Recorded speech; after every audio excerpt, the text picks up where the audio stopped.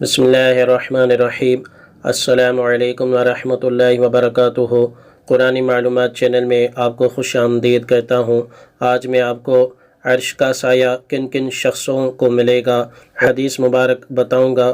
وہ کون سے شخص ہیں جن کو عرش کا سایہ نصیب ہوگا۔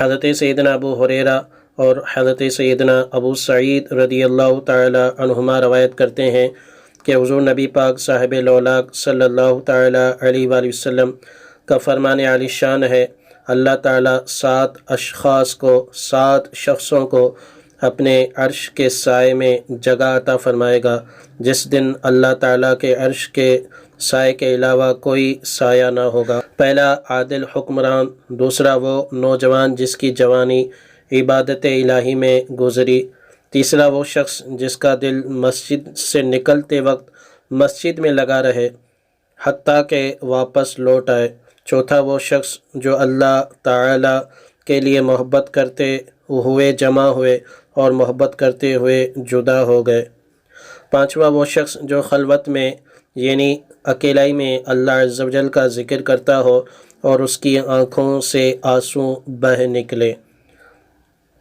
چھٹا وہ شخص جسے کوئی مال و جمال والی عورت گناہ کے لیے بلائے اور وہ کہے کہ میں اللہ عز و جل سے ڈرتا ہوں، ساتواں وہ شخص جو اس طرح چھپا کر صدقہ دے کہ اس کے بائیں ہاتھ کو خبر نہ ہو کہ دائیں ہاتھ نے کیا صدقہ کیا۔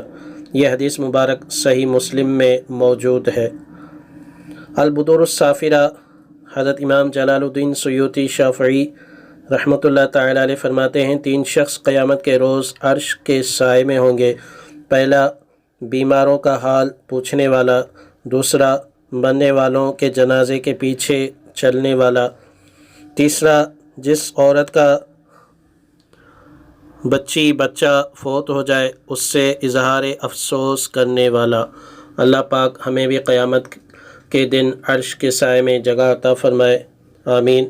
آپ کو یہ ویڈیو کیسی لگی، ویڈیو کے بارے میں کمنٹ میں بتائیے گا۔ چینل پر نئے ہیں تو چینل سبسکرائب کیجئے، دیکھتے رہیے قرآنی معلومات چینل۔ تھینکس فار واچنگ، اللہ حافظ۔